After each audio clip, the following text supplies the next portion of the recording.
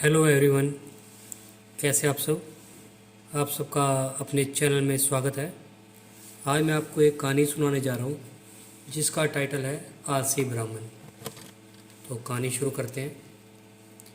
एक बार की बात है, एक गांव में एक ब्राह्मण रहता था।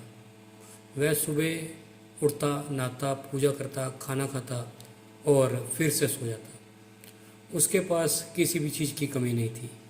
एक बड़ा खेत, खाना पका कर देने वाली सुंदर सी पत्नी और 2 बच्चों का अच्छा सा परिवार।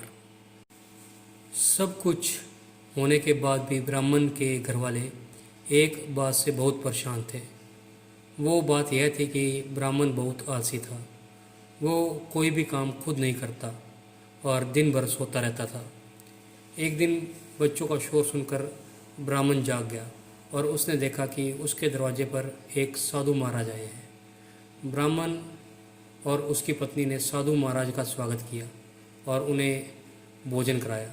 भोजन के बाद ब्राह्मण ने साधु की खूब सेवा की। साधु महाराज उनकी सेवा से बहुत प्रसन्न हुए और उन्हें वरदान मांगने को कहा। ब्राह्मण ने वरदान मांगा कि मुझे कोई भी काम न करना पड़े और मेरी जगह कोई और मेरा काम कर दे।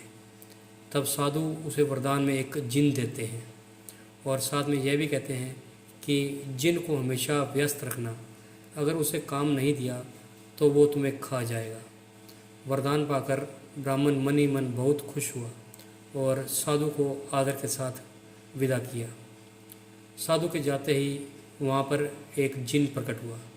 पहले तो ब्राह्मण उसे देखकर डर जाता है, लेकिन जैसे ही वो ब्राह्मण से काम मांगता है तब ब्राह्मण का डर दूर हो जाता है और वो उसे पहला काम खेत जोतने का देता है। जिन वहाँ से गायब हो जाता है और ब्राह्मण की खुशी का ठिकाना नहीं रहता।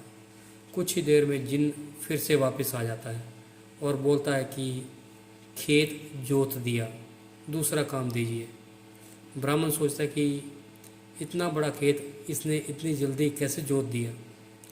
ब्राह्मण इतना सोच ही रहा था कि जिन बोलता है, जल्दी से मुझे काम बताओ, नहीं तो मैं आपको खा जाऊंगा। ब्राह्मण डर जाता है और बोलता है कि जाकर खेतों में सिंचाई करो। जिन फिर वहाँ से गायब हो जाता है और थोड़ी देर में फिर वापस आ जाता है और आकर बोलता है कि खेतों की सिंचाई हो गई, अब अगला काम बताइए। ब्राह्मण एक एक करके सभी काम बताता जाता है और जिन उसे चुटकियों में पूरा कर देता है। ब्राह्मण की पत्नी यह सब देख रही थी और अपने पति के आलसीपन पर चिंता करने लगी। शाम होने से पहले जिन सभी काम कर देता है। सब काम करने के बाद जिन ब्राह्मण के पास आ जाता है और बोलता है कि अगला काम बताइए, नहीं तो मैं आपको खा जाऊंगा। अब ब्राह्मण के पास कोई काम नहीं बचा जो उसे करने के लिए कह सके।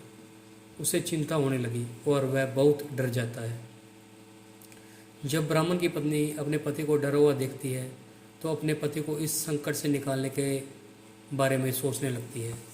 वह ब्राह्मण से बोलती है कि स्वामी, अगर आप मुझे वचन दें कि आप कभी आलस नहीं करेंगे और अपना काम खुद करेंगे तो मैं इस जिन से आपका छुटकारा दिलवा सकती हूँ। इस पर ब्राह्मण सोचता है कि यह जिन को पता नहीं क्या काम देगी। अपनी जान बचाने के लिए ब्राह्मण अपनी पत्नी को वचन दे देता है। इसके बाद ब्राह्मण की पत्नी जिन को बोलती है कि हमारे यहाँ एक कुत्ता है, तुम जाकर उसकी पूँछ सीधी कर दो।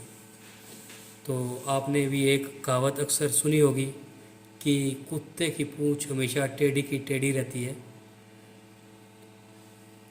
तो ब्राह्मण की पत्नी जिन को कहती है, याद रखना उसकी पूँछ एकदम सीधी होनी चाहिए।